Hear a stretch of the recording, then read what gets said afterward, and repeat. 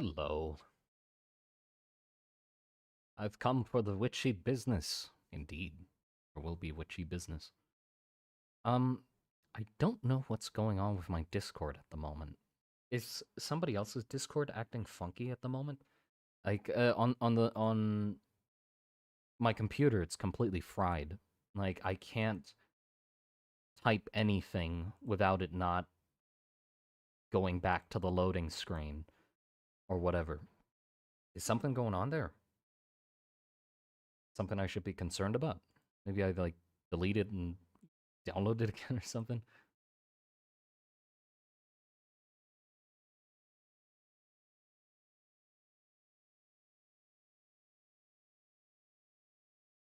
Now it worked. Did that? Nope. I posted it and it immediately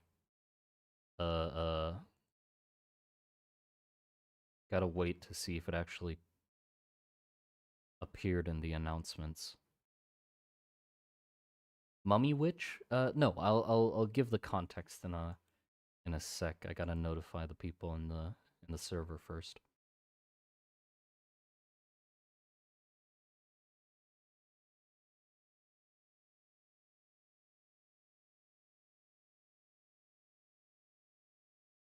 So weird. Loading again. Great. Did it post? Is that a post? Yes, it did. Okay, but it's loading again. Fuck. Big corner of reference photos, yeah. Okay, so the thing is, I'm currently designing the Witch of Yarn and String, the sewing witch, right? But I'm stuck. I'm stuck on designing her because I drew this, right? This is what we drew last stream. I'm not happy with it. I love her design, but there's just a few things that I'm bothered with, right? It's her her hole is one that I'm bothered with, uh, because it just doesn't fit. I actually like the pouch of the original more, so I'm gonna change it and turn it back into a pouch. And also her minions. Her minions are just plushies, pretty much, right? I just drew them in place, or I put them there as because I thought like, yeah, plushies made sense. But the more I thought about it, the more I'm like, well, but it could be, we could actually design something proper for her minions. So that's the two things that bother me is her hole and her minions, right? You've yo, been a while. I've caught one of these lives. What have we missed? Nothing much. I mean, nothing interesting really happens in the streams besides me just drawing. Is the stream a bit quiet for anybody else? Yeah, is the stream all right? I have it on max volume, so it shouldn't be quiet. But I might be able to do something if it is quiet. But yeah, so I decided, well, what always seems to help when I'm stuck on design is to do a stream because the people in stream are a really big help when it comes to designing things. So that's what we're doing. I need your help. That's what we're doing. So let's start with the design of the witch herself, I guess. Um, I've been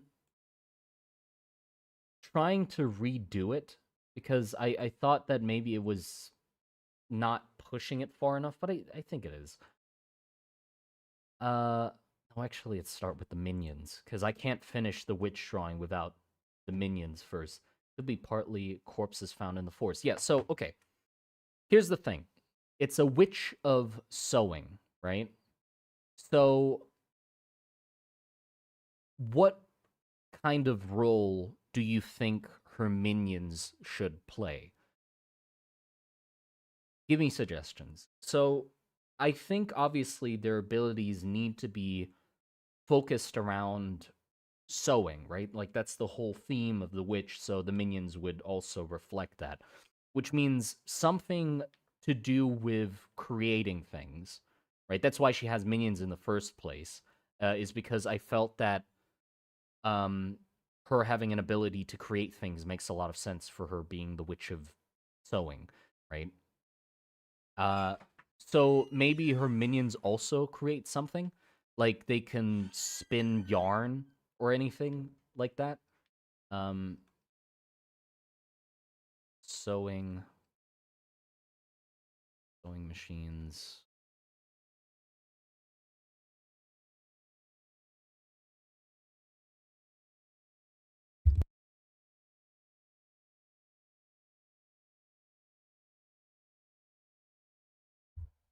Gathering materials. Yeah, that could be a good idea as well. Because I'm guessing that it's a lot more interesting if she doesn't just conjure string out of thin air, uh, and they actually have to like gather the materials. So something that could gather materials would be interesting too.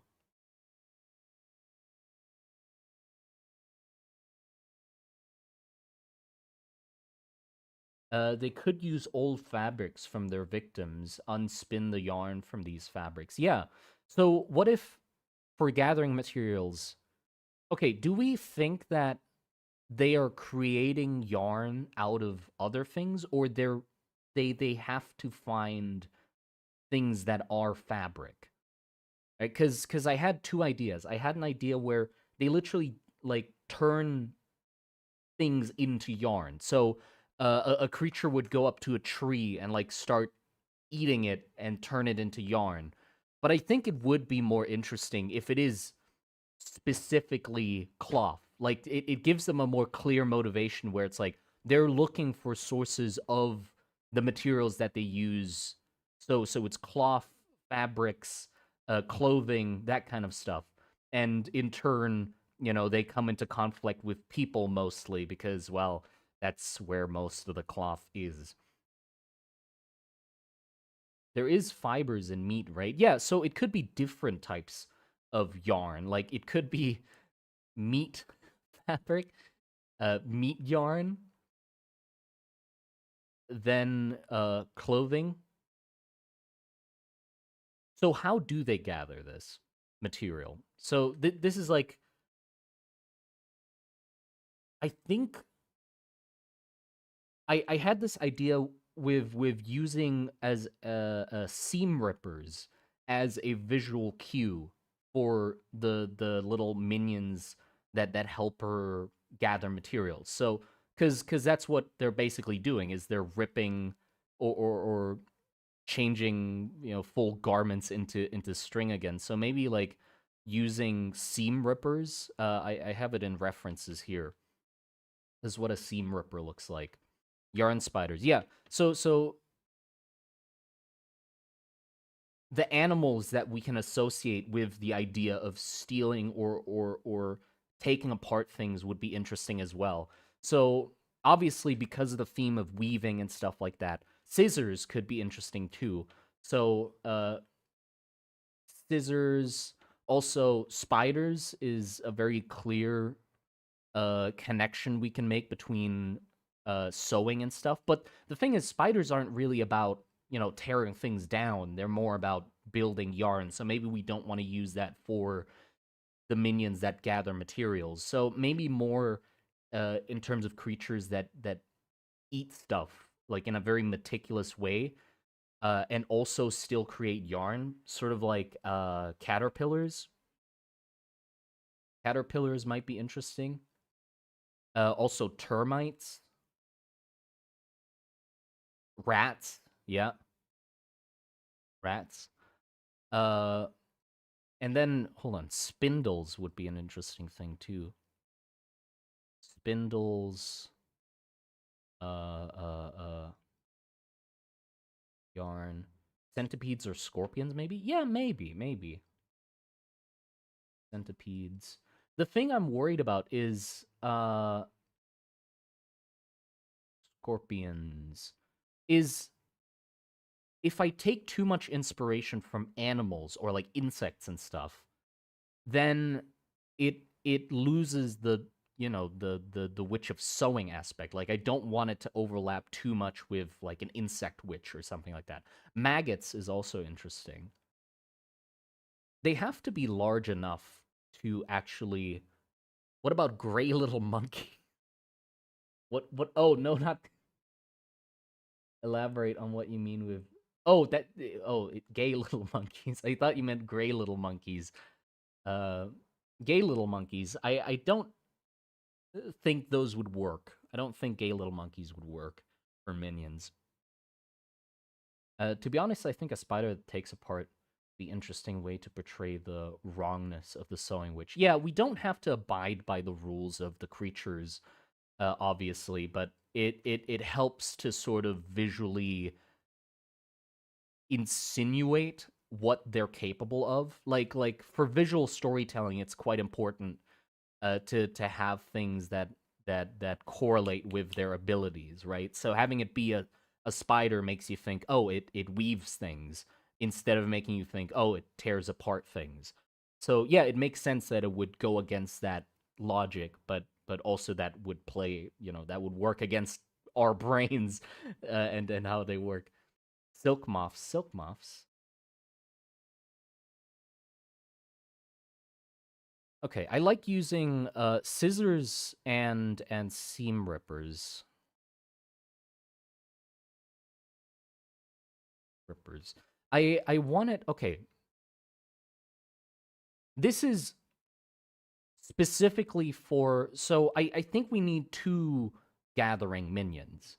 We need the the spinner, right? That turns materials gathered into yarn and then transports them back to the witch.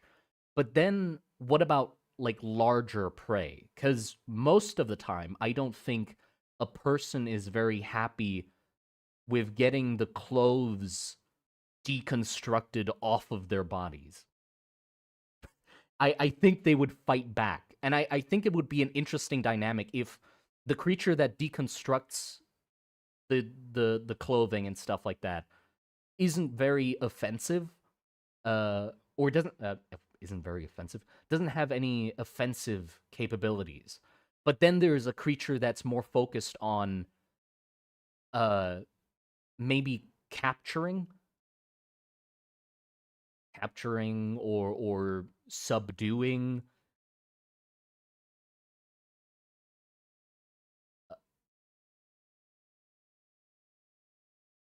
So let's speak lore. What would want to follow which imp spore-like creatures? She grows ingredients on the back of potions. Eh. A rat with with a seam ripper for a face. Yeah, little rodents would be interesting too. Little rodents, but yeah, something bigger.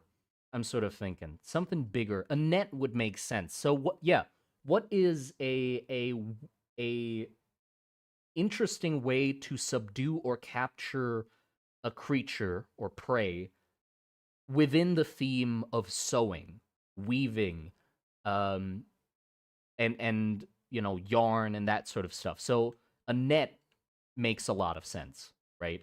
Because that's yep.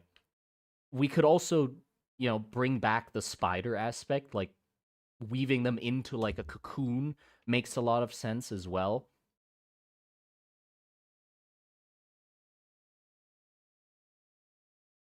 Cocoon. Another idea. This might be a little weirder, but I was thinking about, like, the reason I had these references pulled up was because I was thinking about how she made her minions before this. And what I was thinking was, um, what about hooks for the threads? Yeah, like some sort of hook shot.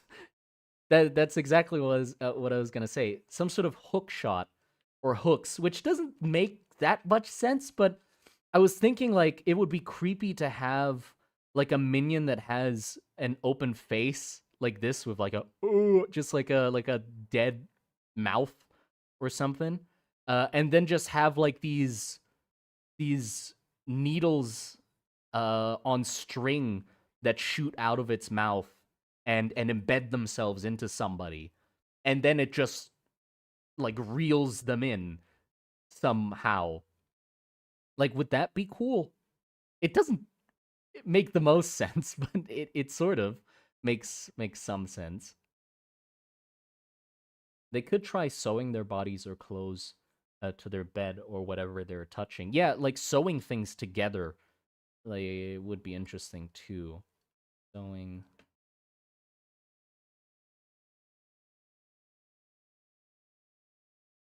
pins. Yeah, good point actually. Hooks and pins do make sense cuz like in clothing making, like you use pins to hold things together.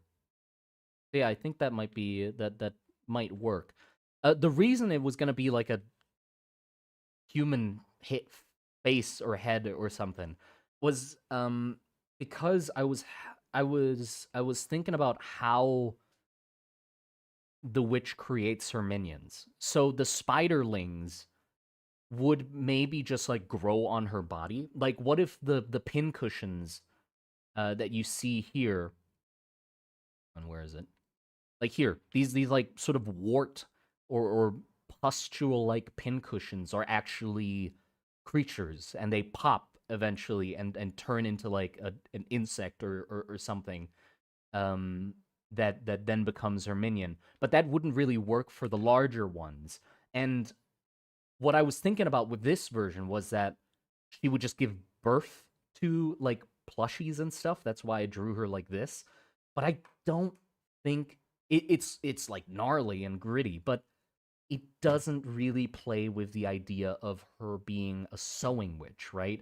Because sewing means that I feel like it'd be more interesting if she was physically making them rather than just giving birth to them. Like, why the fuck have needles for hands and little sewing pins and stuff like that if you're not gonna make them physically and just give birth to a whole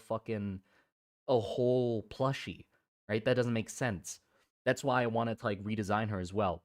So what if instead uh she has to like consume materials and then turn it into a vessel, like a body, right? And then they're the okay, this is where I'm having trouble. Does she just make the minion out of nothing?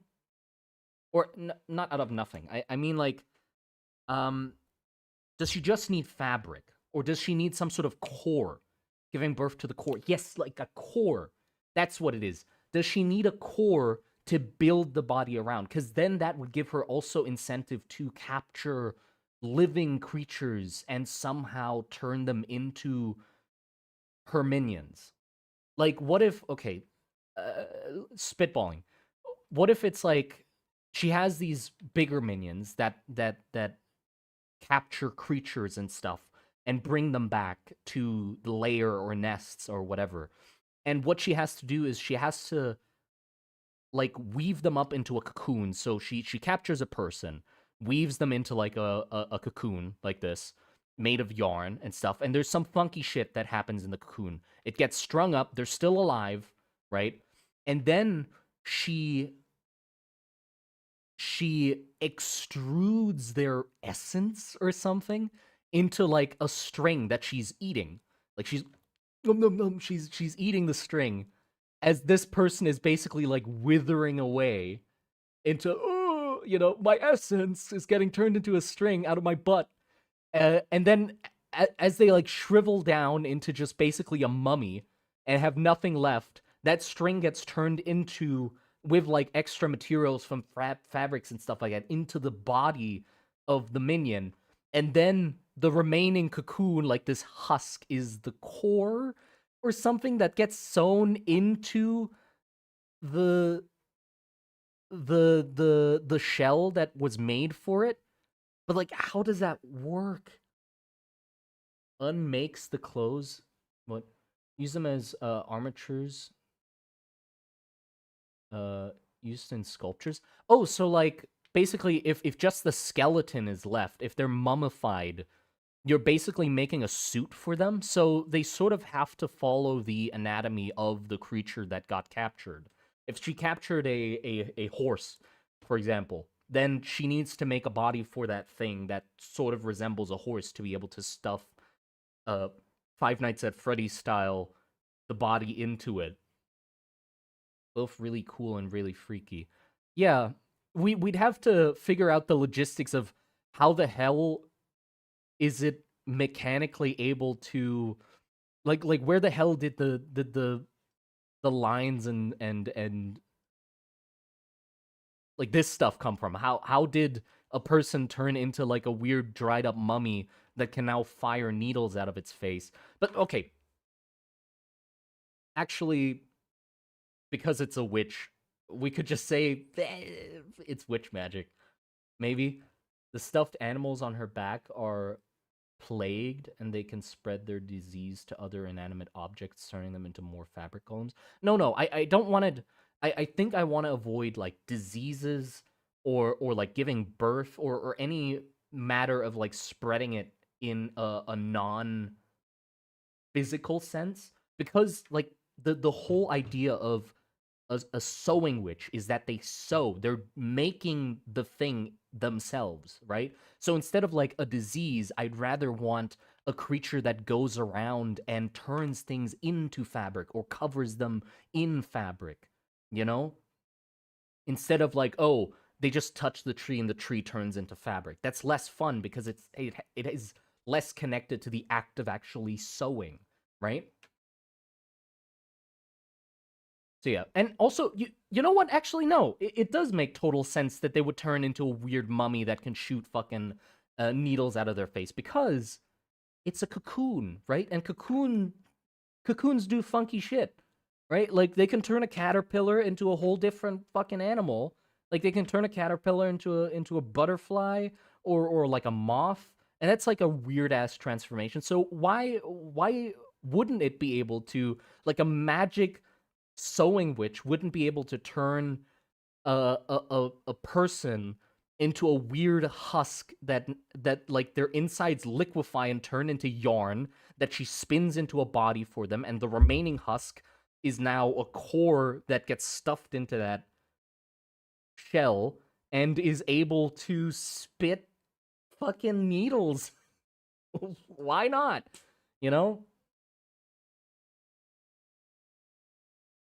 From a grub to a goop then a moth. Yeah, it's the goop part. So like we can have it be a little funky. We don't have to explain like, oh, the internal mechanisms that allow it to shoot needles. No, it's fucking magic bullshit.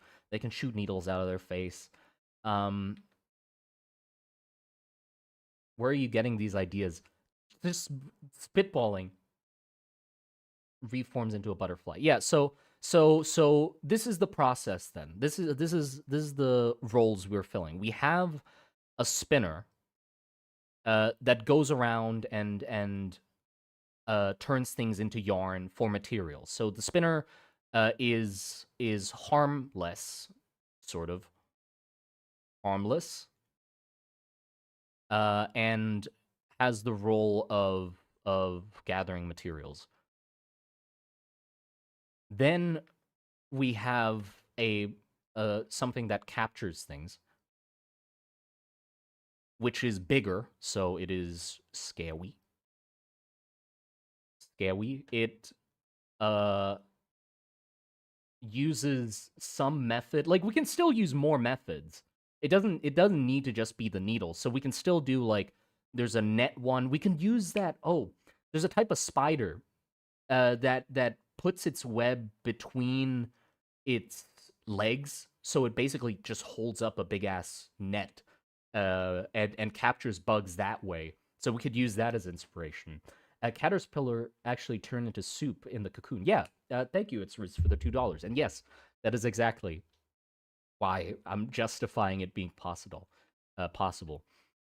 So it can use nets. It can use the needles.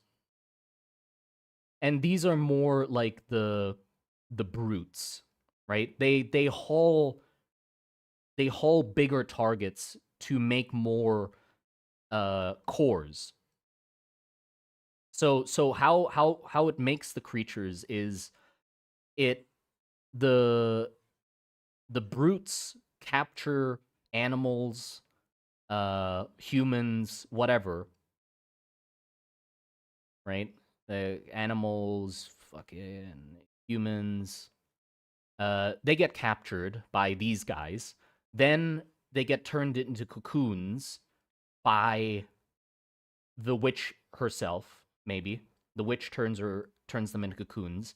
Then uh she slurps out the fucking the magic insides, whatever, and turns them so magic cocoon.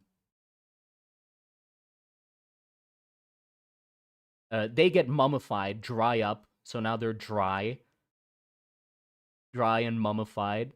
And she uses these resources and the resources from like the spinners and makes a body for this thing. And now that it's dried up and the body is finished, the body is basically like a shell, right? It has all the bits and pieces and looks all freaky and stuff. And she now puts the cocoon into it somehow, like that, and sews it up. And that has like now it's like a plushie with a weird mummified human face on it. That can go around and capture more things to turn into minions, right?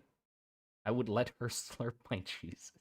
What if the yarn minions have very dumbed down variants of her abilities and can snatch some materials in their capturing? Over time, they'll grow and morph, meaning you can see how long one's uh, been alive.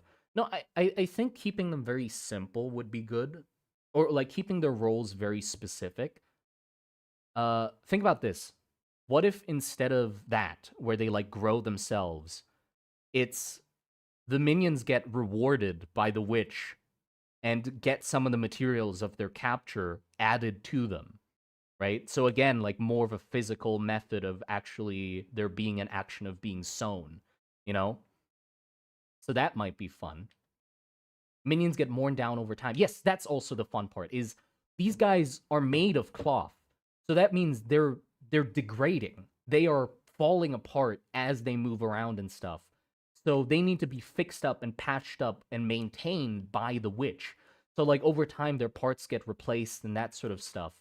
And she also could have like favorite minions that have like maybe there's ones that have more cocoons in them and more limbs, depending on how many cocoons there are in it and stuff like that.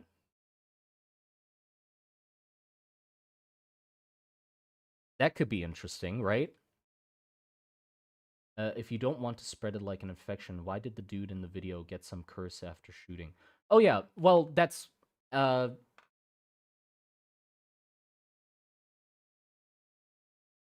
I didn't explain it or didn't explain it enough.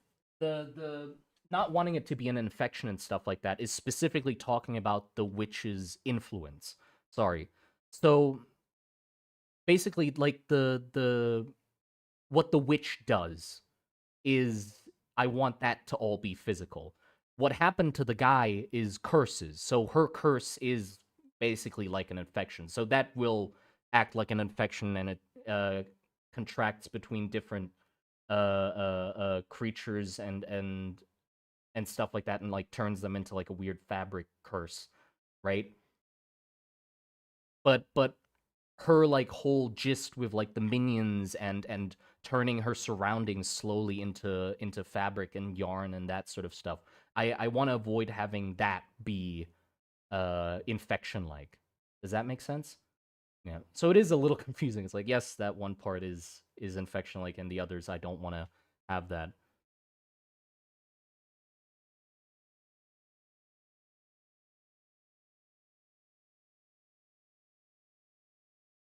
What if The witch is a spider-human hybrid, so a druid-esque witch lays eggs, makes minions. No, again, not lays eggs. I want to avoid egg laying. Uh, and uses the silk as a way to protect its domain. There are different kinds of spiders as minions. What about having old minions be like a Russian doll made of 20 layers of minions all the way down? Ooh, that's really fun. I like that. I like the idea of like paint on like or like posters on a phone pole or something like that. Like when there's like a ton of posters on a phone pole and they just keep stacking on top of each other and turn into a fucking onion, like hundreds of layers on top of each other. That could be interesting. Yeah, for the older minions to basically be like layers upon layers of fabric on top of each other. So they just turn like into these thick blobs of random limbs and little bits and pieces like sticking out and off of them. What if she drops cute dolls that play with kids, and in time, if the parents neglect the kid and doesn't figure it out, the kid starts to sew yarn on their skin like tattoos? Well, it could be just little dolls that lead kids away. That could be fun. It would be fun to have like creepy. Oh yeah, we could have a third scouts. Scout. How do you spell scouts? Scouts. There you go.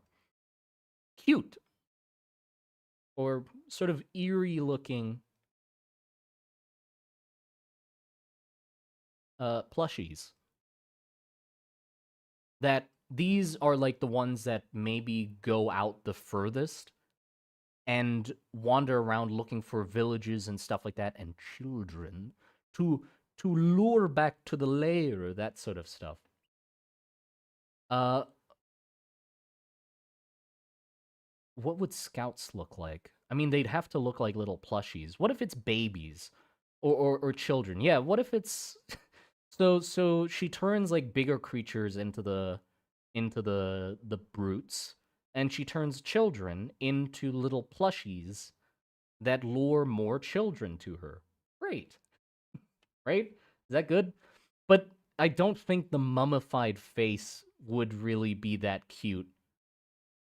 So maybe they have to like have a mask on top of their face, like sort of like this, like a sewn doll, a rug doll. Yeah, like sort of a rug doll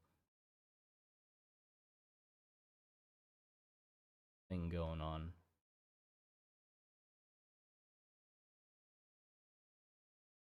If she was short on materials, she might end up cannibalizing together.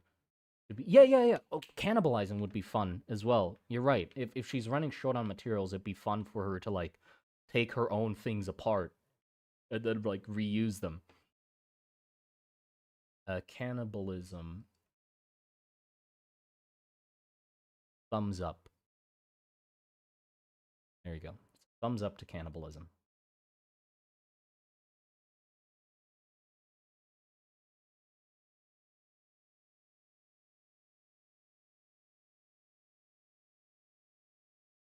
And the hard limbs. What? What about one of those children dolls with the fabric bodies and hard limbs? I think I know what you're talking about. Is it where they're like weird flop, like everything that's the clothing is really floppy, like this, for example, and then they just have like plastic arms and legs. You mean those? So everything's fabric, except for the head and the limbs. I like that idea actually. Those could be the mummified fucking limbs of the kid, and just have like a you could oh, you know what? It'd be really cool to have like a death mask kind of thing going on. There's like those like religious corpses that are decorated and have like a silk covering their decaying corpse, or like the skeleton to make it look like skin, and it's embroidered and stuff with like eyes. We could have that where it can just be like the like hard mummy arms and just have like a nice silk cloth covering it and like sewn fingernails and stuff. Uh, what? Hold on, what did I miss? Maybe some of the scouts could possess the children's actual dolls and stuffed toys and animate them, mimic them to lead kids away. Oh, that could be fun. Yeah, what if, okay, what if I don't want it to be like possession. Again, I want things to be physical. So what if similar to like the needle thing going on here, these little guys also have like the open mouth and needles, but these needles are like very long and thin, and they snake their way into like homes and stuff and basically embed themselves into toys, animating them like a puppet.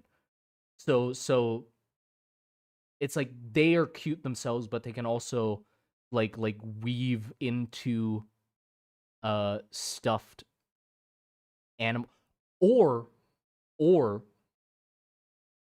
if the animal or if the stuffed plushie is big enough, they just they just go into it. Like they open the seam on the back and like step into the fucking plushie to animate it. So they wear it as a suit.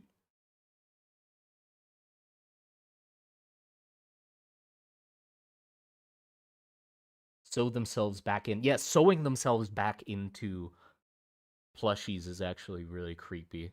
I do like that idea.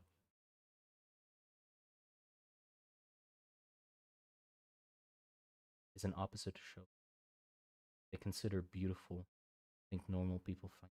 Yeah, that would be really interesting. You have to consider that the scout could be cute for the witch in an opportunity for you to show what they consider beautiful or what they think normal people find cute. Yeah, I want it to very much be like creepy and uncanny valley type of cute, where it's like there's clearly something wrong with this thing. Um, Whoever the hell made it does not get what's supposed to be cute. Also, use the red thread of fate of every person she captures to change that person's. Oh, what? Maybe the witch can also use the red thread of fate. Where the fuck did that come from? The red thread of fate. Do people have that? I didn't know I had that. No, I think that'll be a little too much. If I think we stick with like the material sewing, not the fucking fabric of the universe. How to dictate or predict a person's fate kind of fabric or string. I think that's a little too much power for her to have. They could sew themselves into children, making it easier to control them better. What the? They could sew themselves into the children.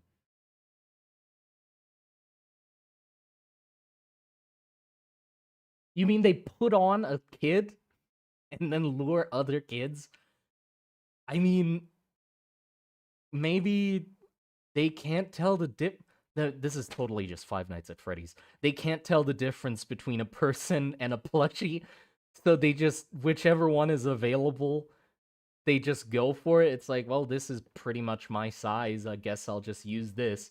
Proceeds to sew themselves into a fucking kid, puppeting them, and oh, Johnny's acting a little funny. He's waving you over. Go play with Johnny. Johnny's fucking limp-wristed hand waves over his childhood friend. Come play in the creepy woods on the outskirts of the village. But the kid would scream, "What do you have a sewing needle for? Fucking sew their mouth shut. What do you mean? Easy solution." Wait, no. Well, no. Sewing their mouth shut would make it too, like, because then you'd see that their mouth is sewn shut.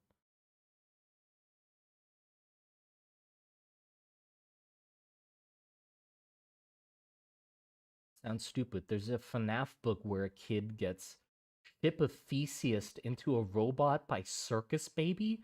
Could we have something like that? Ship of Theseus. Very interesting adjective. Or adjective? I don't know if it's an adjective. Chip of feces. So basically, it just slowly gets parts replaced until it's fully a robot. So is it still the kid or the robot? Okay, I mean that could be interesting. It could be a way. Oh, I was thinking about this. The curse that the witch has, right? The thing that Marcus got infected with, and also what the Cabrak had, where it basically turned into fabric with all the flesh and veins and muscle and stuff like that turning into fabric. That curse could be considered advantageous. Because think about it. If if your arm gets turned into fabric, now that arm, you don't feel pain in that arm. You can fix it by sewing it and adding fabric to it. If it gets torn off or something, just sew it back together. But it degrades over time because now, it's not flesh. It doesn't heal like flesh. And also, another part.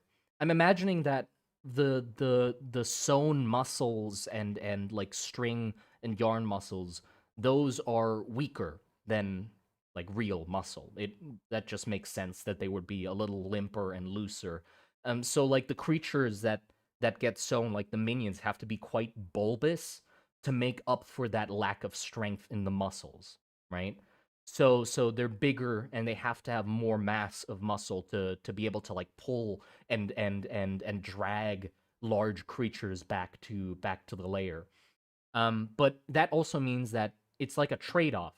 You can intentionally get yourself cursed with the fabric curse so that your limb is now replaceable. You can fix it with sewing tools, but it doesn't feel anything and it's a little weaker than it was, right? And you can't bleed out either.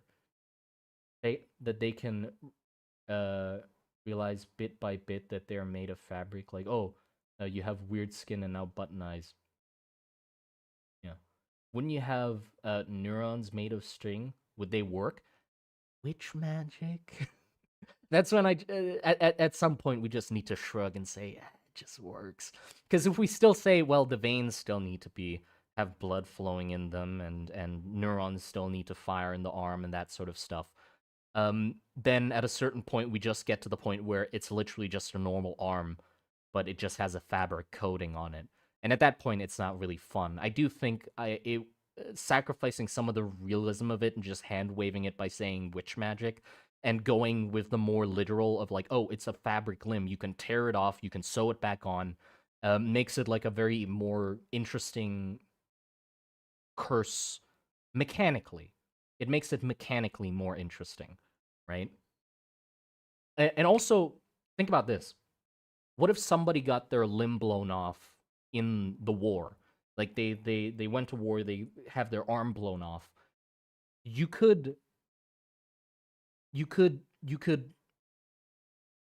uh intentionally get their like stump cursed with the witch's like the sewing curse. And then if you find a limb that is, a cloth limb, you can attach that and basically give them an arm back, which would be impossible to do with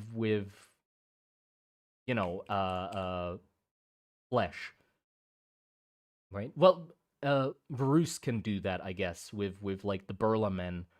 No, not the Burlamen. With like their Pillarmen and stuff like that, they can attach more limbs, but that's like an incredibly tedious and very exclusive process. So having it be a more available thing by getting yourself intentionally cursed to sew a cloth limb onto your stump is interesting, I think. And also, because they're made of cloth, they wouldn't rot. If somebody made of cloth, like if a soldier that has like cloth limbs and legs and whatever dies, their limbs don't rot. So you can reuse those. Compared to, if you have to do like, oh, if a soldier is missing a limb and you want to replace it with a flesh arm, where the hell do you get the flesh arm?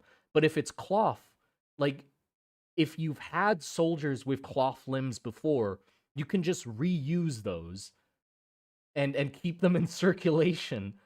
Does that make sense? Like that would be really interesting, I think. Own limbs. I don't think you could make your own limbs cuz I do think that they are like complex to a certain extent. Like they're incredibly detailed, like different muscles and veins and everything is in there. So I feel like it'd be really hard to to replicate that.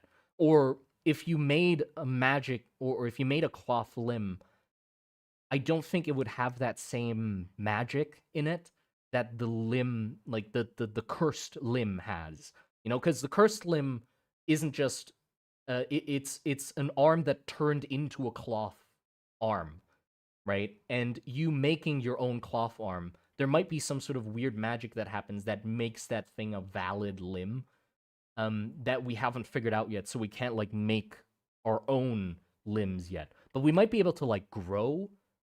No, maybe like maybe you can find some funky, like you can cultivate more cloth limbs if you just get more people cursed. You just make more limbs, or you can get different people. Like if you make somebody buff, like if you get a buff person and then curse them to get a buff limb, or you could hold on, you could curse a horse and have like horse legs and give a person horse legs. Are they flammable? Yeah, that would be the other downside, is that they would be quite flammable. I don't think they would be as flammable as like dry fabric, because I did say in the video, and I do think they would be sort of wet and heavy. Like there's a weight to them. They sort of feel like the weight of a normal limb, maybe a little lighter, but there's a wetness to the inside of the limb. So they would be less flammable than just dry fabric, but they would certainly be more flammable than just flesh, right? So it'd be easier to accidentally catch it on fire and damage it. Fabric chimeras. Yeah, fabric chimeras. Gotrek boss fight. Yes. Scientists who try to make cloth limbs, trying to find how they work, probably not successful, but still with valiant attempts. Oh, yeah, of course, of course. Stitched out of fabric. The witch grows from what? Limbs stitched out of fabric that the witch grows. Oh, oh, that would be cool too. Yeah, you're right. You're right. So it's you can't make your own limbs, but if you make limbs out of the materials that came from the curse or the witch, those are valid. So yeah, you can't make it out of just normal fabric, but if you like deconstructed a cursed limb and like added more muscle to it or something, that's valid. You can make one of those. Or you could tear apart one of the witch's minions that also have like muscles and stuff like that inside, and you can make that into a limb, and those would work too.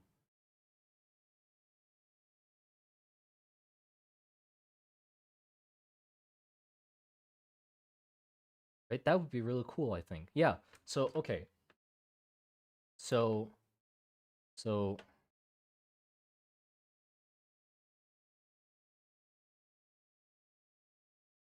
limb replacing and make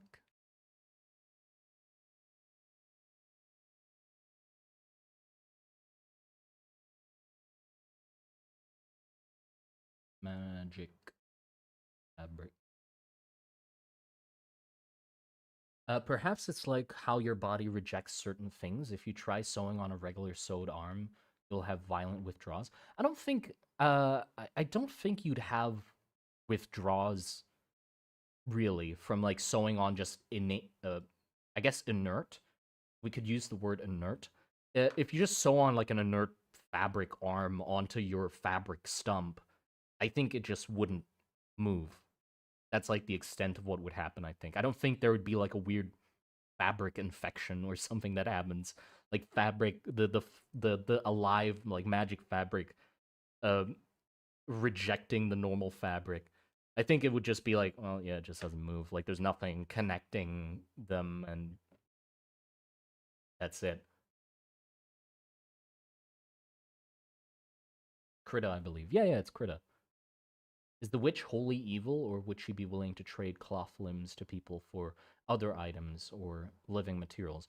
The consciousness of a witch is kind of dependent on the witch. Like it's like a case by case basis. Some witches are completely gone. Some witches can still be reasoned with. I'm gonna have to like I'm working on the witch video at the moment. Like that's why I'm designing this witch, obviously. Um, there's like stages to a witch. Like after they turn, they gradually get more distorted, right? So at a certain point, they lose too much of the humanity and can't be reasoned with anymore. So perhaps like early on that might have been possible, but I don't think the any of the countries or like Ram or Varus perceives witches in a positive enough way to even consider that. Um,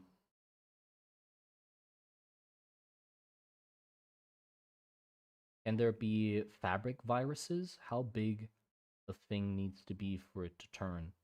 What? Can there be fabric viruses? How big a thing needs to be for it to turn? Eh? How big a thing needs to be for it to turn? Could you elaborate on that? But yeah, I mean, the curses are pretty much fabric viruses. So the curse is a fabric virus, pretty much, right? It's a thing that you get attached to you, and then you slowly turn into fabric. So it's a fabric virus or curse.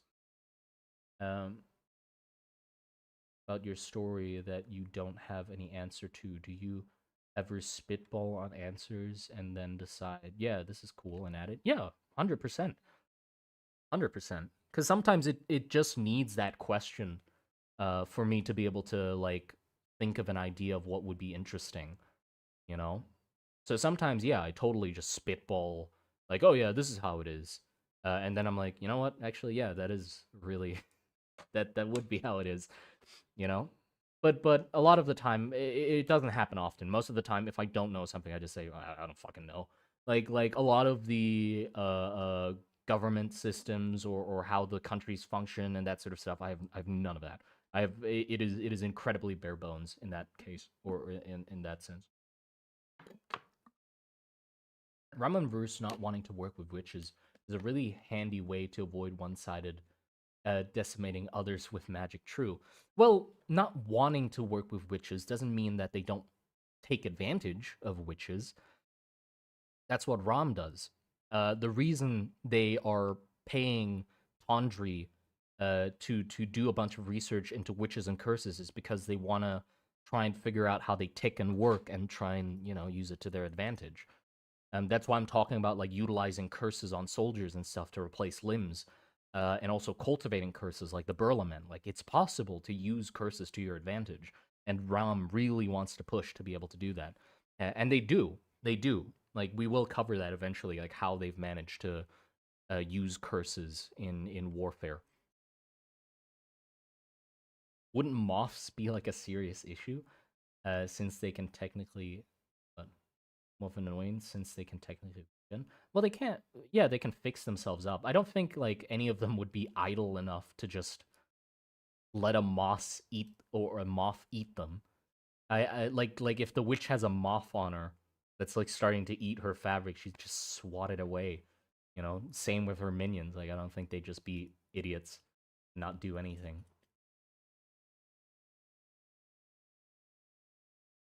Like there's a hierarchy of witches minions or something. They fight each other and stitch more limbs onto themselves. Yeah, it could be that would be fun too.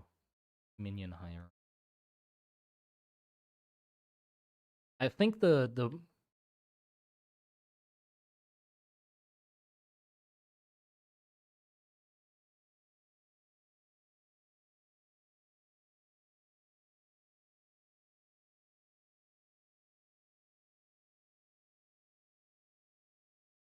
I think what makes the most sense with like the materialness of the minions, like where they bulk up and they're made of fabric and stuff like that, what would just make the most sense in that case would just be size.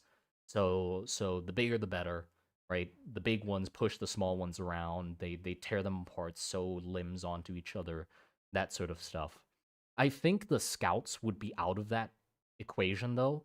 Like it would be mostly amongst the brutes. Like it makes sense for them because they're, the brutes, the big heavy ones, they'd be like clashing heads a lot. I don't think I don't think the spinners or scouts would really deal with that sort of stuff. A scout, do you think a scout could turn into a brute? Like if a scout gets rewarded enough, they just change roles. Instead of luring in kids, they've gotten too big and they can't really fit into, or they're too obvious sneaking around and shit like that, and they're ugly now as well, because they have so many limbs replaced and stuff. So now they are like, instead of brute and use force. Yeah, a scout can probably turn into a brute in that case then. So yeah, scouts and brutes have that hierarchy. They want to be big and made out of a bunch of fabric. And the seam rippers are just like off to the side because I think those are just like the the seam rippers are separate from this like cycle that we've made up. Whoops. So the cycle being capture creature, suck the life force out of that creature, turning them into a mummy, sew that mummy into a husk, and then turn it into a minion. The seam rippers are out of that because they don't have the core. They don't have like a mummy on the inside. They're just like a little bug thing. So so maybe those just spawn on the witch. Like I said, like they pop out of the fucking pin cushions. That could be something.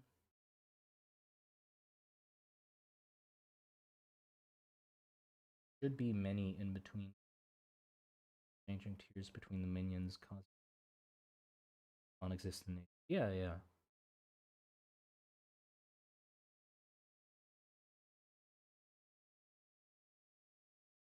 Are they blessing? Are there blessings alongside curses? Could be interesting if blessings function different, i.e., introduce outer power that doesn't apply same rules as mana. Well, I do like having everything be under the same umbrella though. Like, I don't find system where there's a bunch of different methods of gaining power to be that appealing. For me, at least, like I don't want to put it in my world, just because it makes it a lot more unclear what the source of each power is. Like oh, a boon from a deity, you got blessed, or you know magic innately, or you studied it, or this is a pact with a fucking demon, and like there's so many different sources you can get magic from, and like how do they compare to each other? It gets confusing quickly. So even though like witches are very strange and sort of break the conventions of magic, they only break the conventions of magic from the perspective of people, right? Because we study magic and we understand it the way we do. So to us, it feels like witches break that completely. They're reality bending. They don't abide by the rules of anatomy, of nature, of the world. Like what the fuck are they? But or contrary to that, they do abide by the rules of magic. It's just that there are rules that we don't get yet, right? So they do need mana. They do need inputs. There is a way that they get people cursed. There is a reason why curses work in the system. We just don't know how yet, right?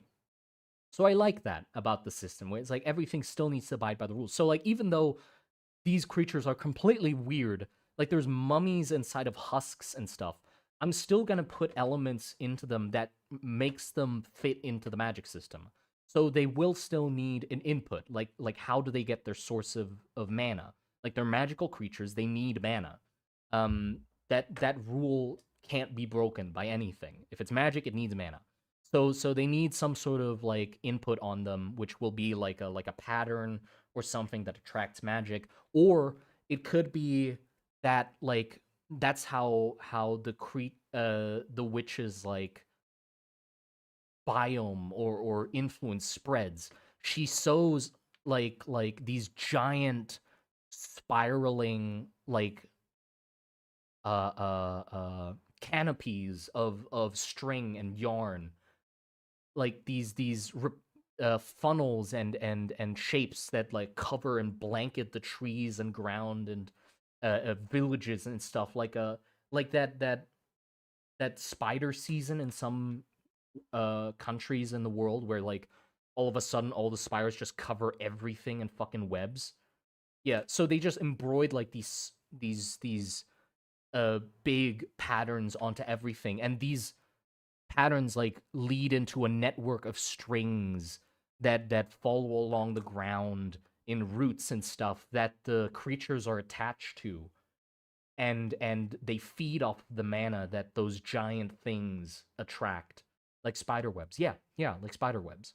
That could be how it works. Because I think, yeah, I think that would be how it works. Because think about this: the spinners, they're tiny, they're little bug things, right? Or like little rodents or whatever we'll design them.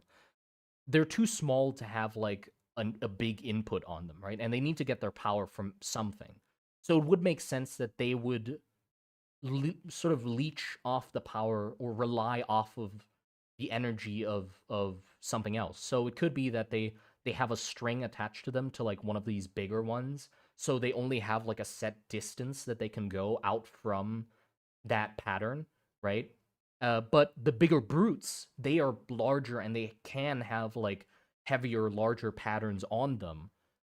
So they can like go out further from from the from the hive or the layer, right? And the scouts could maybe they could have like a string attached on the back as well that's really long, like a cable, or they also have inputs. Or I was thinking about this idea of witch oil, which is like witches produce this fluid, which is basically very mana dense.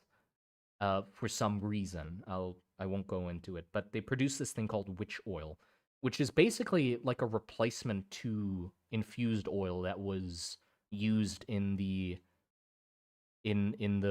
golden age of magic, right? The golden age of like magic industry.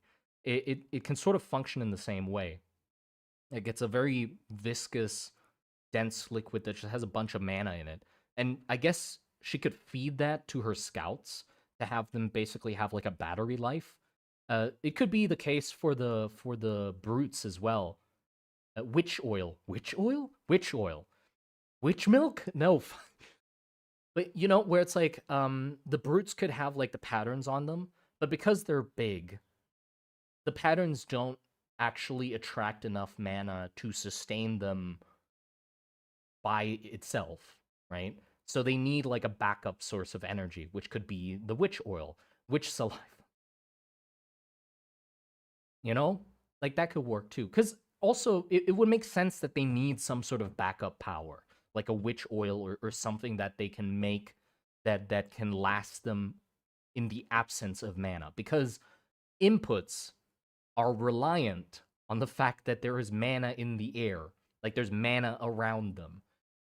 But the amount of mana in the air is really area dependent. Like there are areas of the world where or like yeah, just pockets of space where there's just no mana or there's not enough mana. And those creatures like the brutes wouldn't be able to go there if they didn't have like a backup source because they just walk in there. Oh, suddenly there's not enough mana around them. They just slump over and die. Right? That doesn't make sense. So they need like some sort of backup to fill in that empty space that happens sometimes. And also just to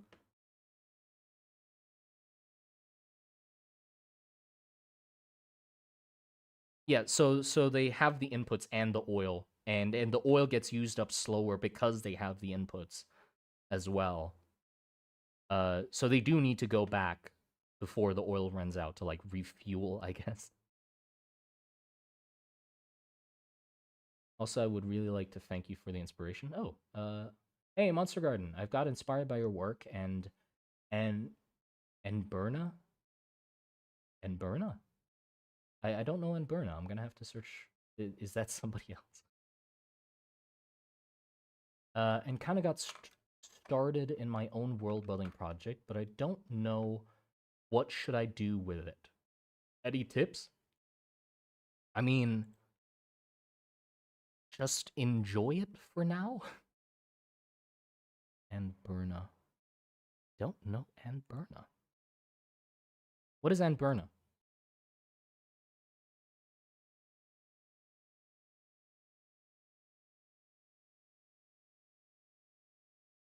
Could use this witch oil for cooking recipe. I don't know. Do witches fight each other or even hunt each other? Like maybe the fabric witch is getting hunted by a moth witch? I don't know. I'll have to think about that. And Berna is a mod from EU4 that has its own fantasy world. Oh, neat. That's nice. But yeah, if you don't know what your world should turn into yet, like if you don't have any idea what it's gonna be, just enjoy it for now. I think that's best. I take it with a grain of salt, because the thing is, I'm doing that at the moment. I don't know what the hell this is turning into. I don't know if I want to make a book. I don't know if I want to make a game or whatever. Like, fuck, I have no plans. I've scrapped all plans, and I'm just designing things because I like designing things.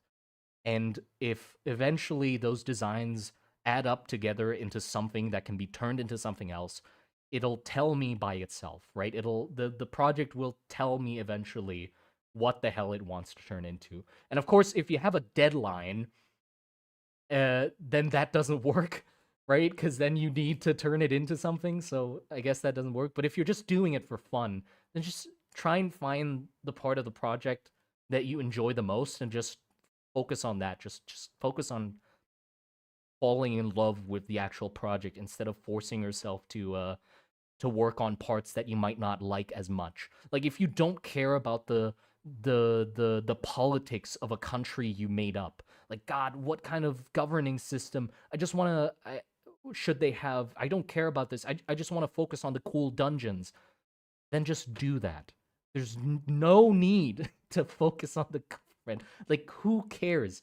If you're the most passionate about one specific part of the world, just focus on that and have fun with that.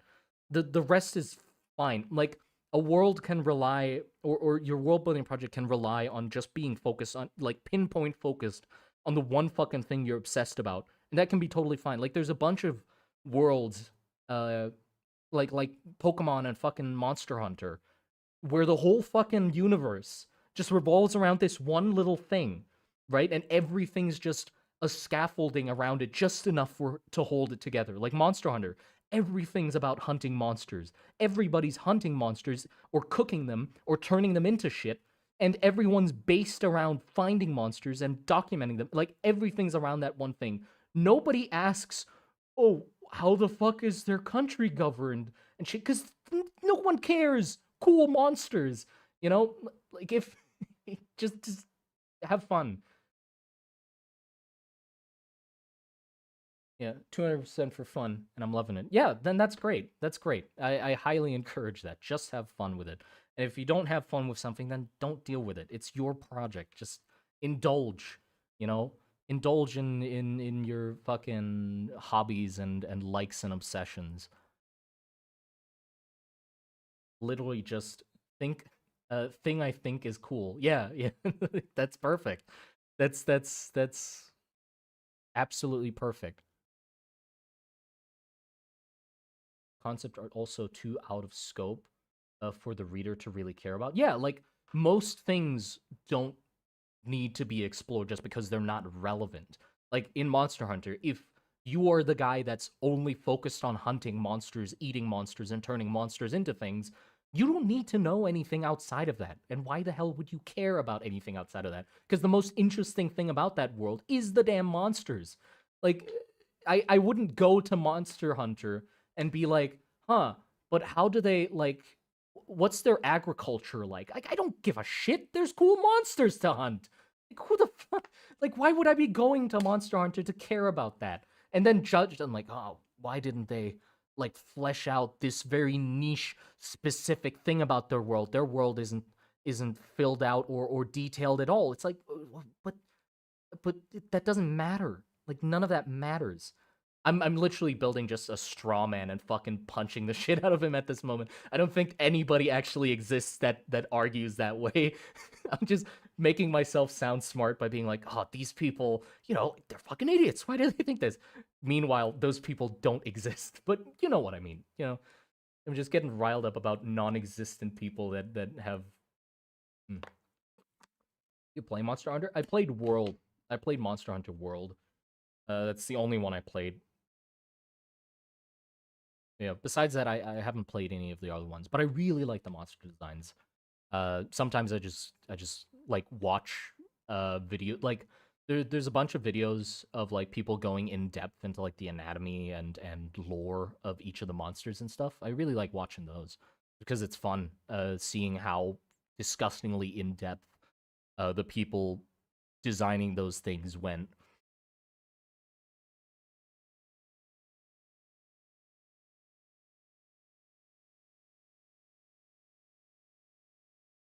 Building project that's inspired mostly by your work. Huh.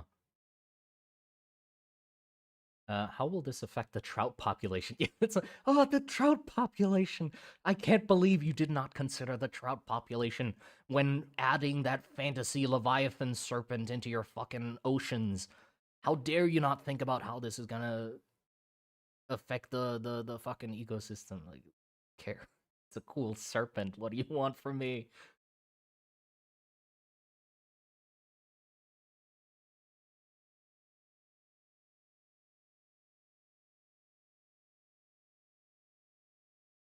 But there's nothing wrong with getting obsessed with those niche things, by the way. It's completely valid to get obsessed with any niche and specific part about a world project. Because like uh for example, there's well literally every aspect of a world building project has a group of people or a community that is absolutely obsessed about that thing. Like there's people that are world building nerds that only focus on like incredibly complex political and structures and relations between countries and their fucking economies and stuff. Like that's one niche, and then there's another niche that is disgustingly obsessed about the evolutionary history of animals and having a stable fucking ecosystem and thinking about which creatures came from what and what their behaviors and how they affect and the populations of whatever. Like those people. And then there's the ones that are just like, cool, big creature, go brr, and they're obsessed about just having cool designs and shit. Um, and it's impossible to please everyone, and it's sort of fun to watch the rest of them squirm, kind of. Because the thing is, like, th- my world might make you think like some people misunderstand my world because they're like the designs are more like grounded and stuff. They might think like, oh, I focus on speculative evolution to a certain degree. Like, oh, he has boars and more realistic looking creatures. That must mean like he's considering the ecosystem and that sort of stuff. So like some spec evolution people would have a heart attack if they realize the reason or the lack of reason behind some of my designs. Because some of them seem like, oh, those make sense. And then, like, the most recent one, I know exactly why it bothers people. Or, like, I bothered two people in the Discord. I was just enjoying it very much. Because I made a boar, like a boar that was sort of shaped like a dog. And it had raptor claws. Hold on, where? Let me find the boar. Where is he? Here he is, the boy. Hold on, gotta put him up on screen. This guy, right? I made the dog boar thing, and it's a typical boar mostly, right? But it has raptor claws. And then the people in the server are like, why the fuck it has raptor claws? It's like, is there an evolutionary reason why it has raptor claws? Like, oh, is it used to dig or so?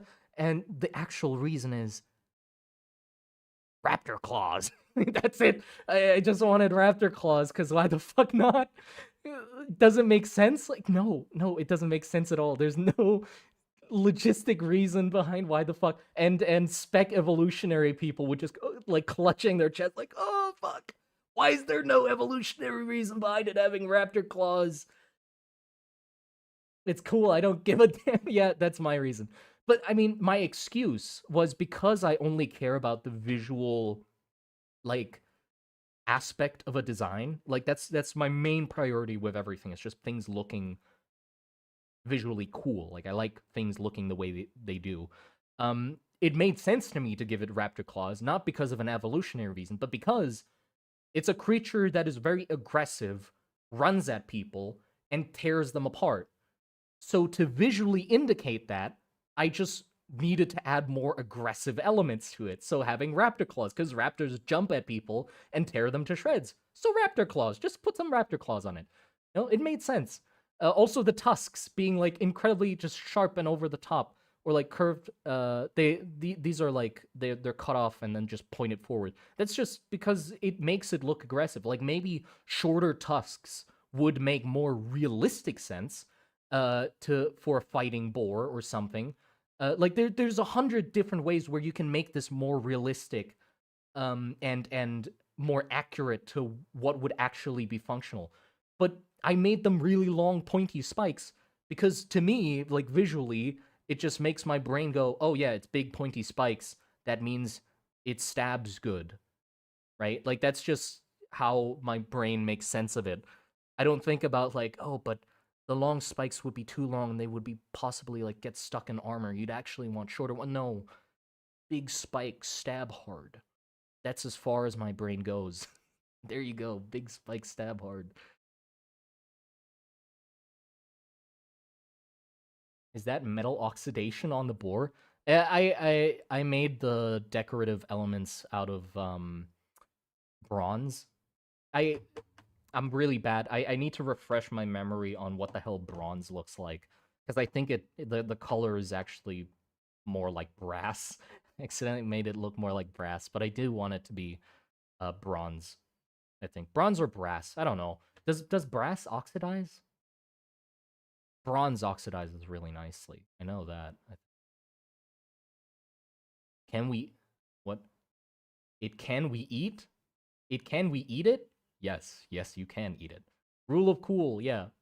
Well, the thing is, realism plays a role in my designs only to the extent to if it benefits the design, right? Like it's weird because in some aspects I don't give a shit about accuracy or realism, but in some other aspects I care a lot about making it tactile or realistic or having a reason behind it. But the only time I do care about it is mostly when it benefits the design. Like if sticking to a rule set or something makes the design more interesting, then I'll go really deep into it to make it as interesting as possible. But if it hinders the design and makes it if abiding by those rules makes it more boring, then I'll just throw them out the fucking window. Like, who cares? You know, so the magic system, like for example, the magic system is really in depth and it has like rules with like the patterns and stuff like that because that benefits designs. Like it makes designs that are magical more interesting because they have like a rule set that they need to go by.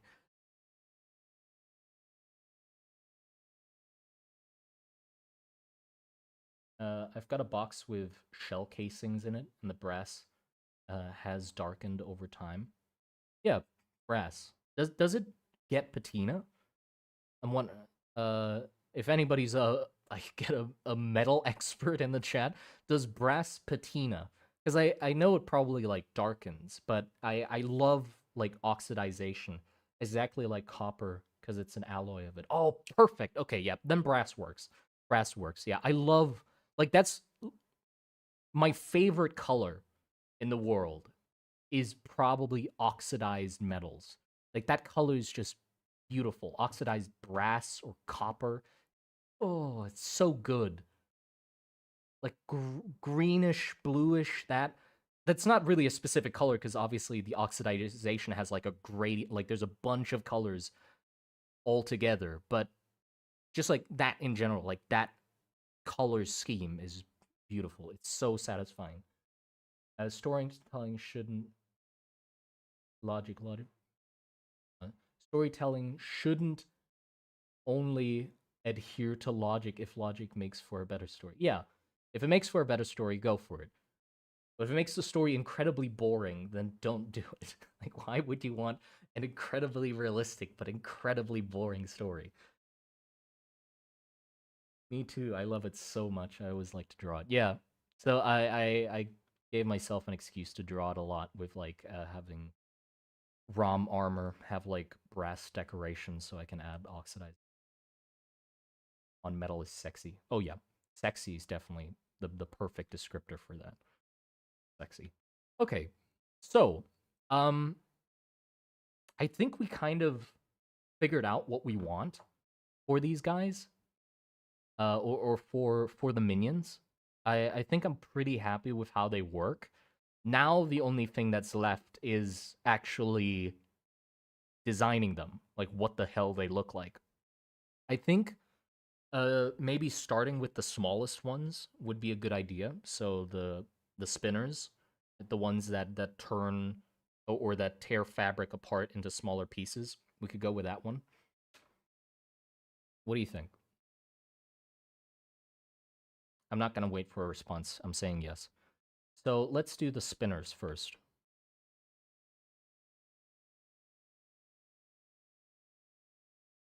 So what we want out of them is that they are harmless, in quotation mark. Harmless. Um, they are they spin yarn or spin string something. Spin string. So we need something that can collect. Hold on. Spin string. Collect it.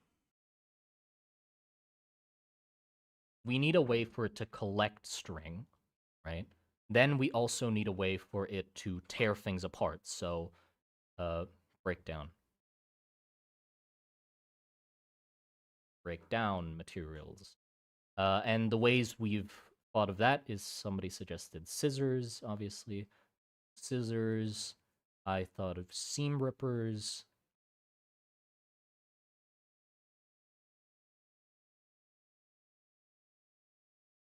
Right? Tweezer face. Small ones could be like spiders, and its legs could be needles. Yeah. I like, okay, what I want to do for the aesthetic, like, you see the references I have here? Um, I like the visual look of sort of plump or bulbous, like stuffed elements, and very thin, spindly things coming out of it. Right? Like that's I think it's a very interesting silhouette and contrast to that. So we wanna have that incorporated into the design. So we somehow want like a big sort of stuffing filled part of the design, and then slimmer, thin like spikes and stuff like that coming out, right? Soft elements and then contrasted with like thin hard elements. Really big scissors. Yeah, also, so scissors and seam rippers, we could have like little limbs, um, which could be cute looking. Like if we're thinking about like a caterpillar, having little limbs and stuff like this that tear it apart piece by piece, uh, could be cute. But also like having its head or face, um, be a big old pair of scissors, or like seam rippers with the little dots being eyes, maybe, could also work.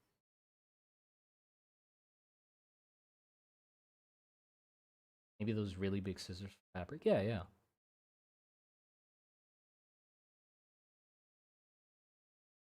And then, okay, what else? What else? So, creatures that.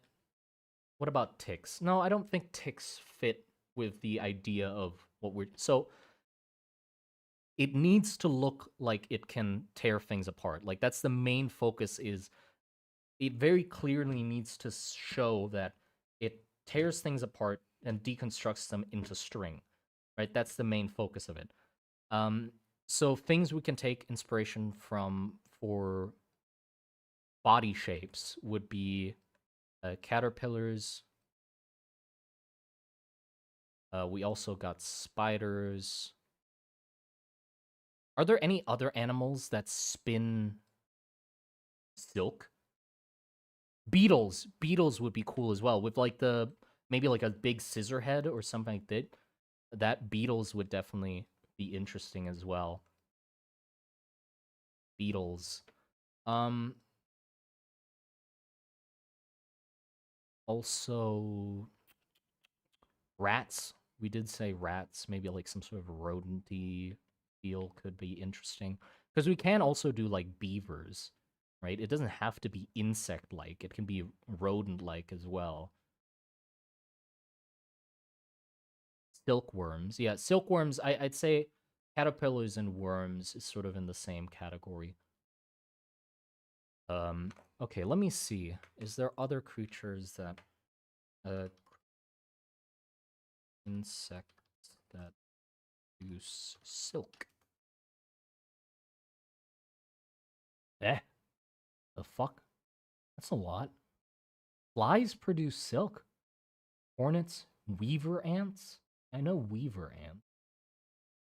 Em Embiopetra? That's horrifying. Silverfish. Silverfish. What? Never knew. Hold on, I gotta search in this silverfish.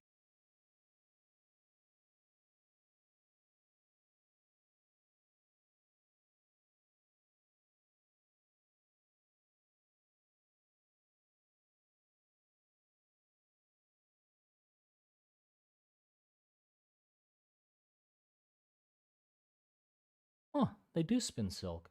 Oh.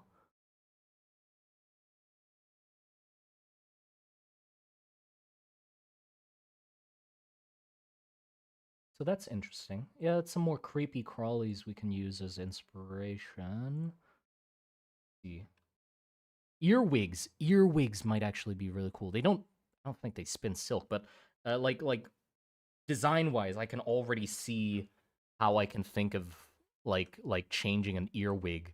Actually, earwigs might actually be perfect. Like we're already heading in that direction with the silverfish. Like you can see they're similar in shape to like earwigs.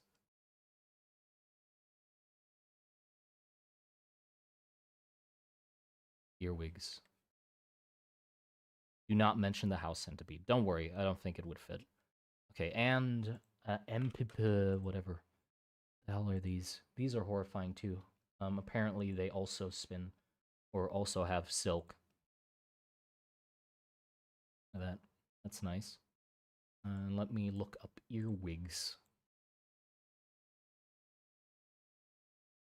Fun. Love myself some ugh, horrifying little cretins and things.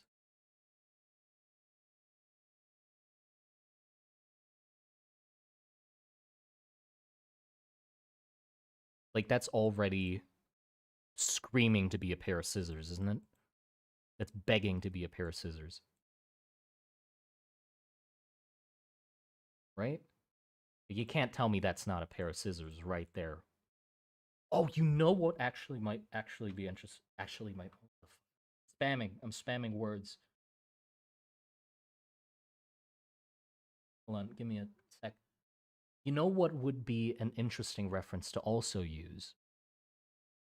Dung beetles. Because the ball, right?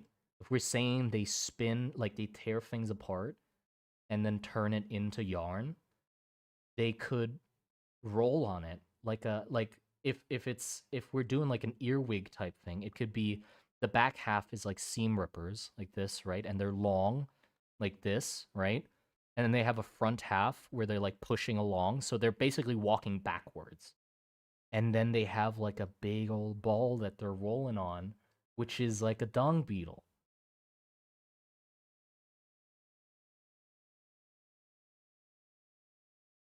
Say that's pretty neat. I'd say that's pretty good.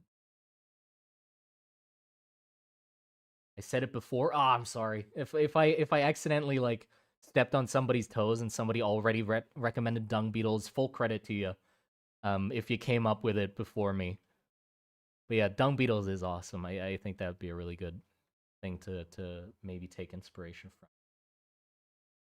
Limbs are different insects. Yeah, we don't have to stick to one reference, obviously. We don't have to do just um just earwig, just silverfish, or whatever. We can combine things as much as we want. Another thing might be snail. I don't know. Just throwing it in there. Not as I don't think it's as interesting as dung beetle. I just thought of it because the swirl on the shell. We might be able to like put make that shape, but have it be the the the string yarn ball. But dung beetle really fits. Yeah, hold on. Let me search up.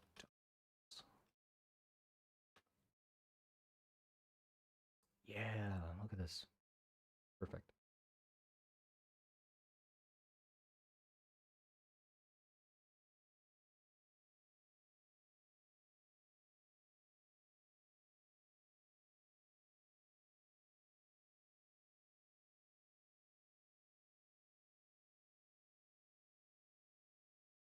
Like that.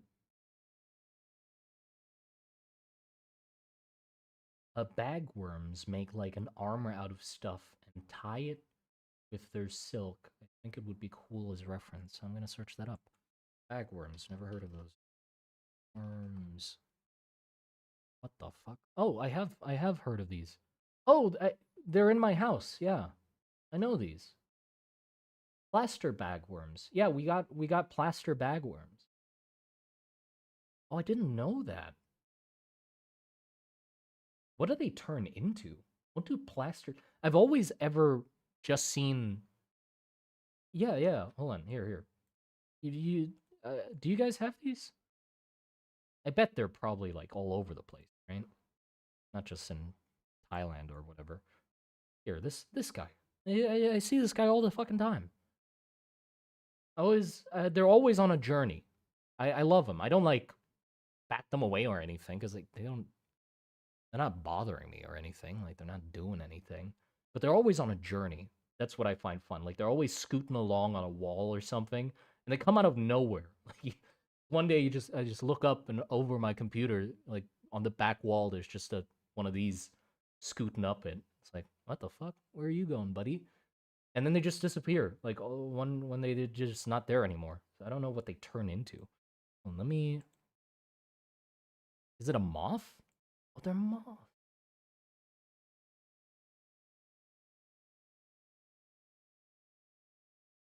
I'm curious now because I've always wondered this.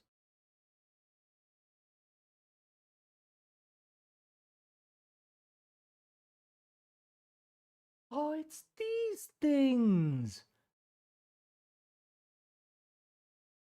I know what the fuck they are now. Right. Yeah, these things. They're moths. They're just little annoying shits. They're cute when they're the little scooty guys, and then they turn into this, and I just smack them because they keep flying around my fucking face. Um, yeah, sorry, all this effort to do this, and then just to turn into that and have me just swat you. Sorry, bagworms, I guess. But yeah, why choose to turn into this? But yeah, now I know. Okay, it makes sense now. Yeah, because these things always come out of nowhere as well. I don't know why I've never made that correlation where it's like, huh, where do these little shitty flying things come from? And where the fuck do these little bagworm things come from? They're the same thing. They're just yeah, they're related. Those yeah. They're really tiny. Like this makes it look big. They're tiny. They're little, just like little flies, pretty much. And if you smack them, they kind of just like turn into dust the same way, like similar to a silverfish. They just sort of into nothing.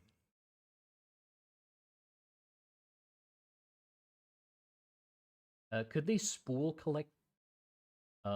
collected strings or yarn around themselves? Yeah, maybe. Oh yeah. What are we? Okay, so why am I pulling out a normal pen? I can't draw. Stupid. Um, how do they? Okay, how do they deposit the yarn? Because if okay, if they bundle the yarn up, what do they bundle it around? Do they have one of these? Like this, and they hold it, and then they slowly spin a yarn around it, and then it fills up, and then what? What do they do with this? Do they bring it back? And then how do they get another one of the empty ones? Where do they get those from? Are they scavenged? Maybe they're scavenged. It makes sense if they're scavenged the same way that or maybe the witch makes them. We can go with excuses of oh she just produces these bundles that they pick up and carry around. We could also do where they just make loose like clumps of fabric, but I think that's less nice. If it's just they deconstruct it and they just turn it into a lump without a core. So it's like they have a stick, they wind the string around the stick, and then they just push the string off of it. So it just becomes like one of those yarn like lumps without anything in them. One of these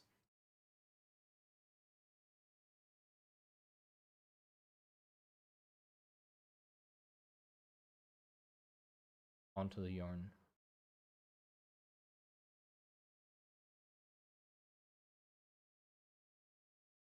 We could also do spindles. I did write down spindles, right? Hey, no. Spindles, these things where that you use to turn drop spindles. Do you know drop spindles? They're a tool used to turn uh, uh, loose wool into string. So it's like this stick and a hook at the top, and you hook the wool you want to turn into string into that, and you spin it as it like drops down, and spinning it like tightens it into a string, and then it like slowly collects here, and it turns into like this like cone of this. But then you also need to put that onto another machine or through another machine to put it around like a thing like this to not have it unravel. So it wouldn't be able to like just push this off. Because if it just pushed this off of its back, then it would just unravel. But I guess we don't have to. No, no, no. Hold on. We don't have to say that it unravels because we're not making string from wool. We're tearing clothing apart into string. Tail end. Yeah, I know. But does it deposit like when it finishes spinning, is there a thing it leaves behind that has the string around it? Or does it just leave an empty bundle of string without a core?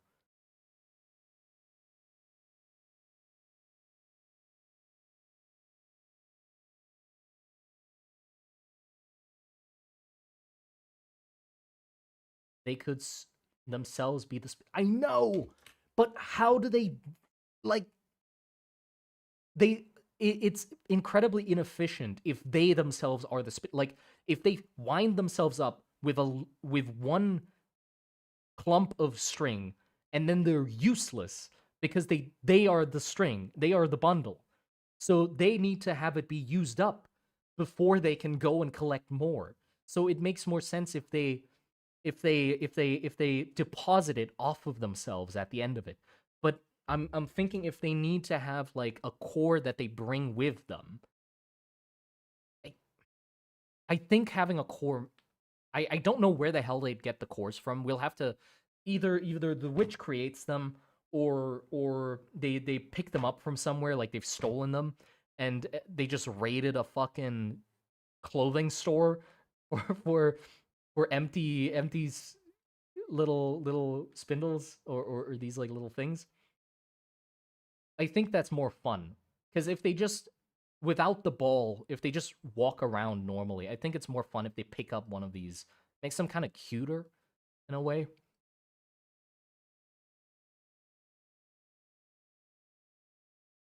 And also it gives them something to hold on to. I think that's good because like here, look, if it's basically like wheels on on an axle, I think like it could have tiny yeah, we can do okay.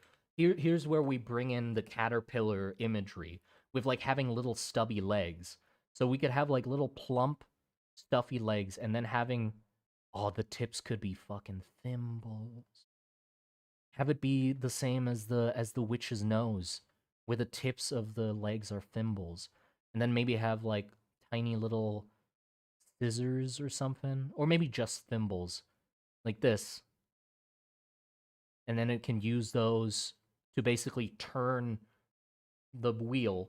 And then also it can have longer legs on the back, right? So taking inspiration from earwigs and stuff, have sets of longer legs on the back, and we can have those be like creepy and like made out of needles, and seam rippers and stuff, and then have like some small front limbs as well, like this, right? So it's like a weird shrimp thing curled around a ball or a wheel. Spool shape. Yeah, yeah, it could use whatever stick as well, right? So spool shaped sticks, whatever.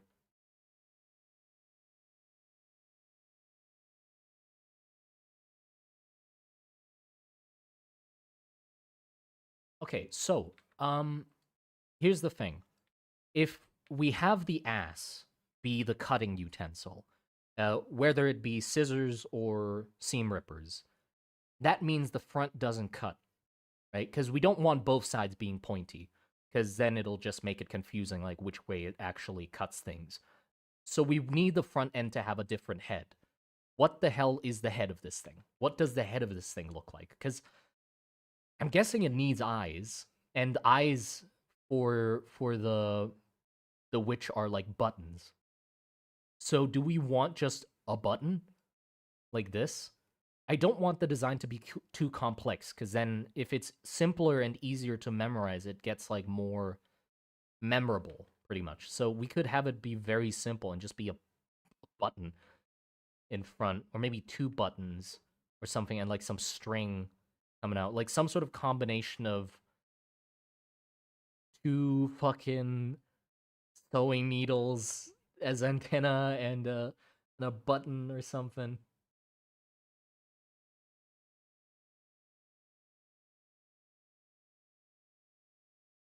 Pins might be work as well.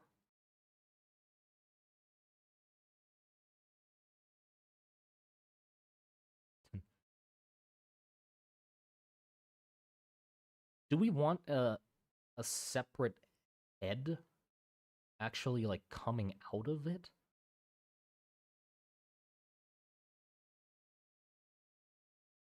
And then we put on it. Give it a Muppet head. What does this thing eat? Right, what does it eat?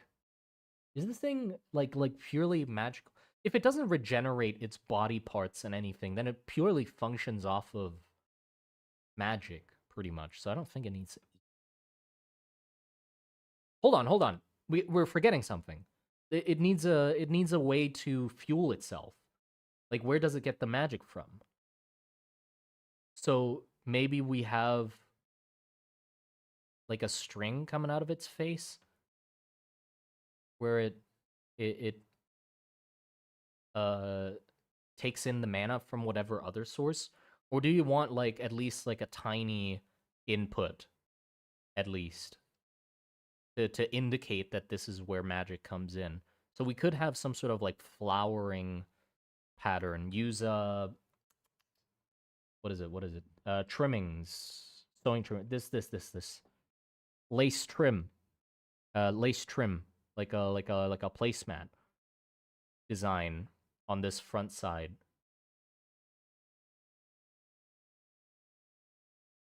It could be like some weird cloth worm looking thing then. If it's like a proboscis, like something that it extrudes out to be able to take in mana. So it can be like a little butthole, like this little cloth butthole. like a sea cucumber maybe, and then it can like unfurl this pretty much.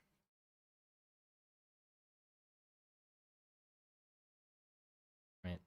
Sort of similar to the sluppies, the dust hogs that we designed before, where they have like a thing that they bring out of their body, like an internal organ that they blow up to take in mana. This and then just have like a nice pattern on this, and then we can have the string.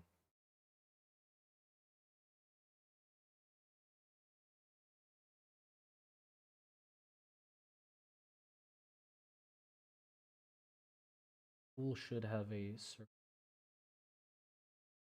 no, I don't think the spool is relevant. I do think the spool should be like interchangeable, so it does need the pattern on it. So if hold on, if we body and then scissors or whatever, long legs, that and tiny legs,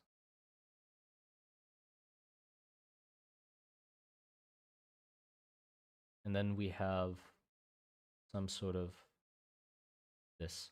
I don't. You know what? Actually, I think it having no like clear head might be interesting because it is kind of weird. It's a magical like weird thing creature, so I don't think we need to actually give it a head. We don't want to.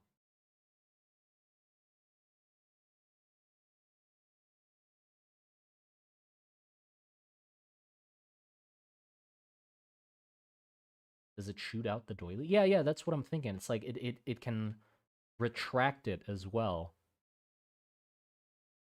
somehow.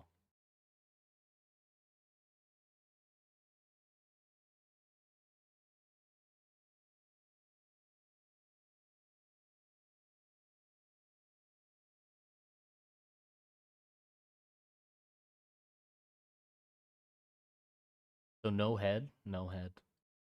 Sorry. Like that.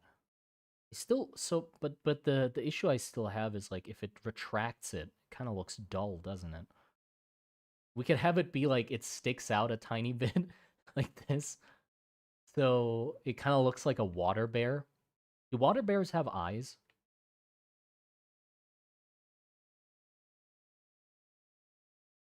So you can see like the little frills at the end of it, and then it like it outwards.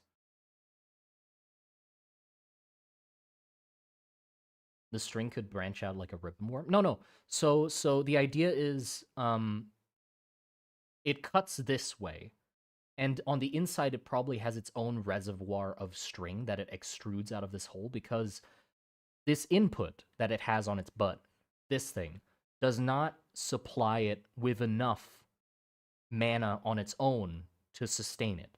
So this string attaches to some bigger version of this that is like a structure created by some other minion or maybe the witch themselves. And it's like a tether line that supplies this thing with mana, and this also supplies them with mana. Um, and so when this runs out, it basically needs to go back, or like it allows it makes it so I think it makes it more interesting because it forces them to expand their territory to get more resources. So they can't just like this thing can't just detach itself and wander off into its own fucking like direction and not care about where the hell the layer is. It's attached to the layer with the string and can't go further for a certain distance, right? So it needs to wait and they need to expand more like bigger inputs to like stick themselves to. What if it hangs out side kind of like a tail and it opens up like an umbrella? That way the lace can be seen even closed. Yeah, that would be cool actually. I do like that. It would make the head like a weird snouty thing as well.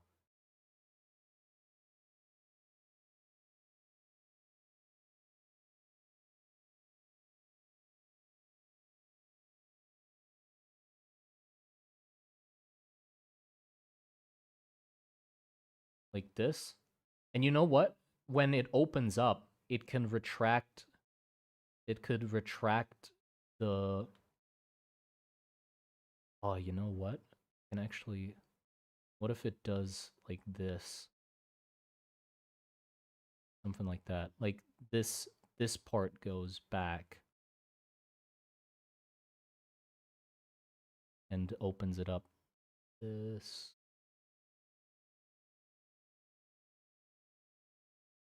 somehow.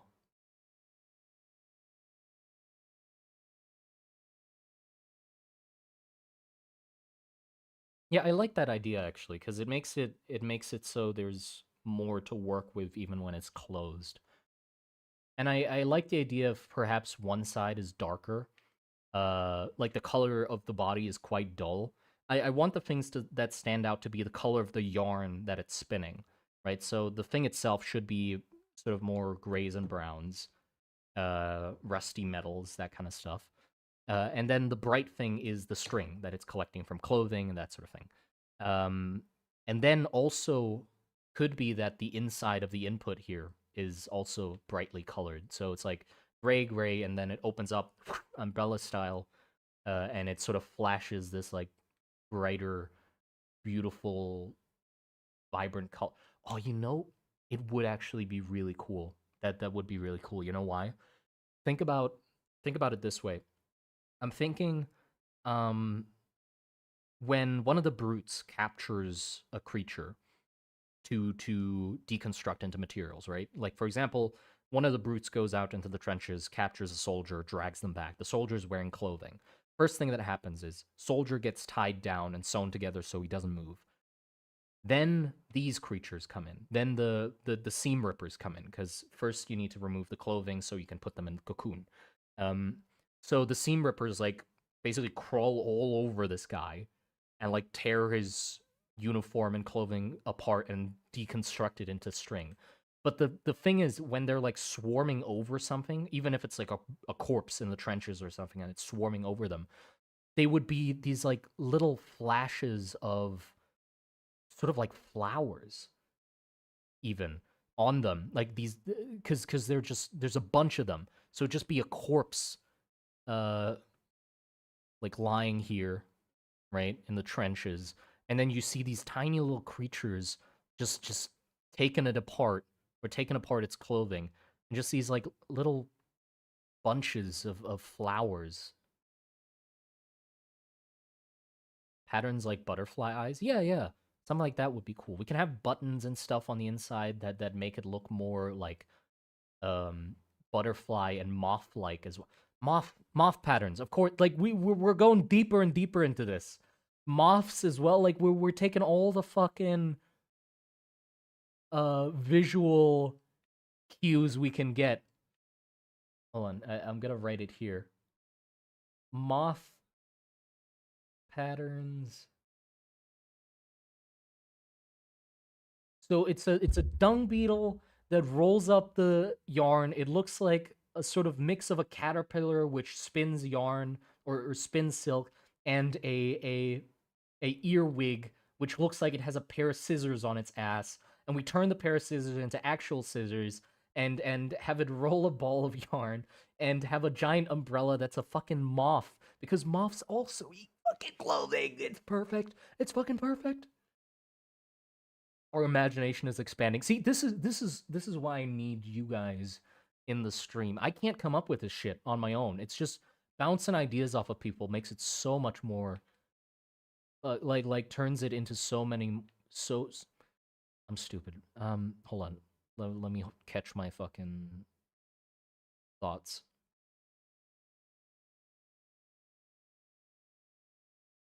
Brainstorming the concepts with you guys in the stream makes them so much more interesting because there's so much more input to work with instead of just my own visual library. There you go. That's what I wanted to say.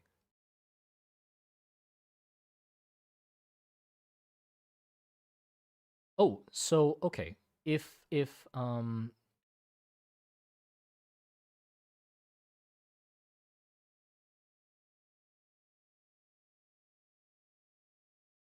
how do we do this? So the issue with this is, I sort of thought that it would basically be on a metal rod, basically, and the base of it would be here. So it's like a snout, right? So it cones like this, and when it opens up, the base moves to the back of the rod and flares it out like this. But that means that the pattern is always visible because it's on the outside and it just opens wider. And I don't want that. I want the paper pattern to be hidden until it isn't. So we would either need it to be like this, so the base is always there, um, and it's just like bundle up like this, and then it just opens up like that, like not anything complicated. That might actually just be better. Yeah, because you know what? Then we can also have like cool sort of metal rods here on the inside that look like needles. Um, and just have, oh, you know what? Okay. Yeah, we're doing it this way. It might look a little weird when it's not open. There's just a cone shape sticking off it, but look at this. Look at this. This is like metal bits. So metal like armatures or umbrella arms with the little joint, right? And then on the inside here, how it attaches to the cloth is with a pin, the same way you'd pin clothing. So you can have like these pins running along the edge of each of the folds, and then have a corresponding metal arm on the backside, like this. And then when it's closed, we can have that like rusty look, with the boring color and then the flashy color on the inside. And then we can also use the head of the pin to our advantage if we want to make like an eye pattern or something. Just have that dot be in the middle of like a white pattern and just act as the pupil. So we can do that as well, right? Like that.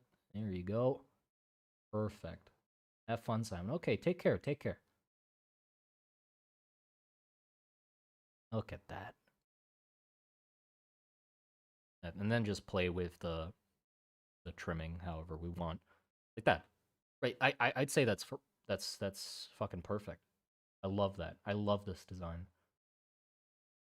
Satellite, yeah. It does look like a satellite, but it makes sense.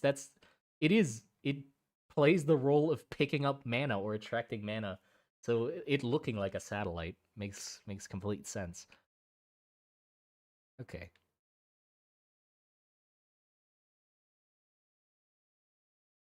Yeah, I think that'll be enough for the stream then. Because I want to have the stream focused on just like brainstorming ideas. Um, and it's already 2 hours, and I have to go eat as well. My girlfriend's gonna starve if I don't go and eat something, or if we don't go and eat something. So I'll have to leave you guys for now.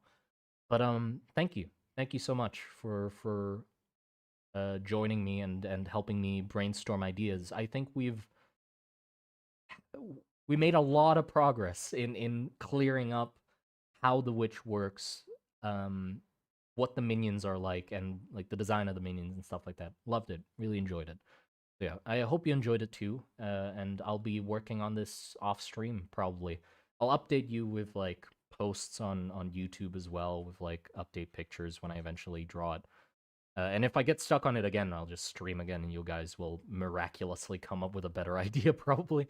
But yeah, I think the designing is done. We pretty much have all the elements here. For the first little minion, we know what the body shape's gonna look like. The rest is just moving the bits around, tinkering with it, and trying to, you know, finish it. But yeah, thank you for